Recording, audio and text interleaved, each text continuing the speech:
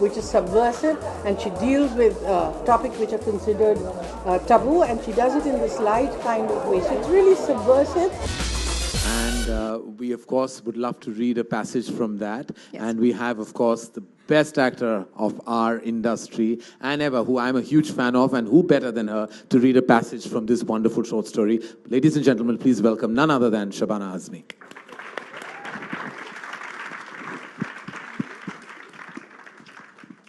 I hope, sorry.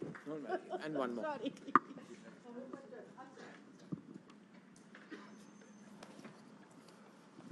Do you want to say something about it before I read?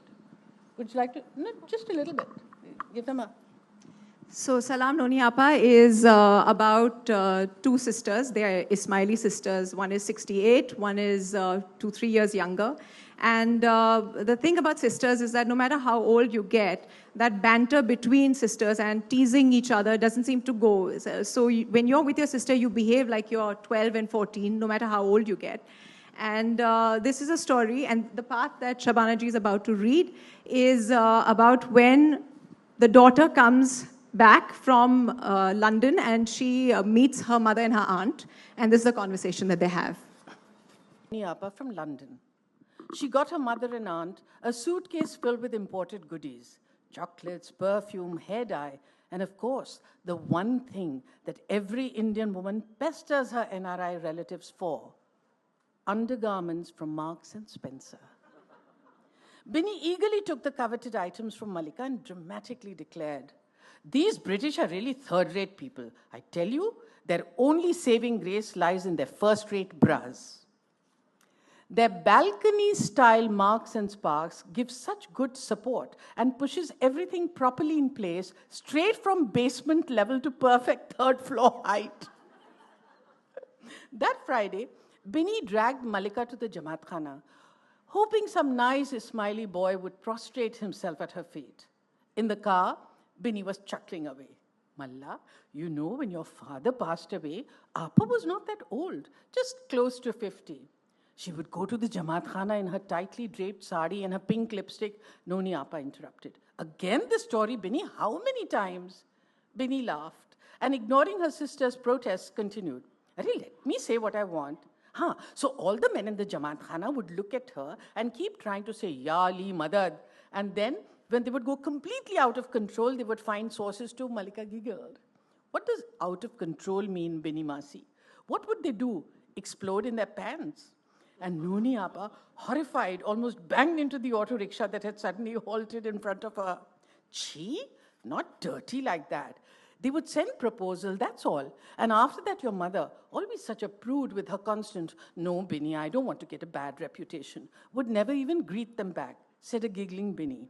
"But I think things have changed. If you really want to know what out of control is, Malla, then you have to look at your mother. These days, she's panting all over that yoga teacher, her boyfriend, Anandji." And imitating her sister with a wobbly falsetto voice, Binny continued, "Anandji, have a whiskey today. The weather is perfect for it." Turning that poor vegetarian Guju Bhai to an alcoholic, that also on my whiskey. Malika exclaimed, "Mom, you didn't tell me all this." Noni Appa, wanting to strangle her sister, said, "Ya Ali, it's nothing like that. Yes, I offered him a drink, and so sometimes he has one now when we play. Your Masi hates cards, so what should I do? Just keep playing by myself?"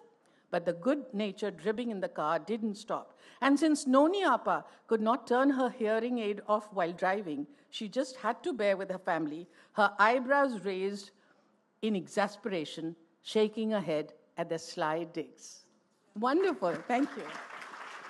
Hi ma'am, how are you? How do you like the book? Well, I haven't read the entire book, but the story that I read, the bits that I read, I was really utterly charmed by it. I really do think that Twinkle is a very special writer, and the good thing about her, as Chiki said, is that she writes with humor, which is subversive, and she deals with topics which are considered taboo, and she does it in this light kind of way. So it's really subversive, topical, and I think very important.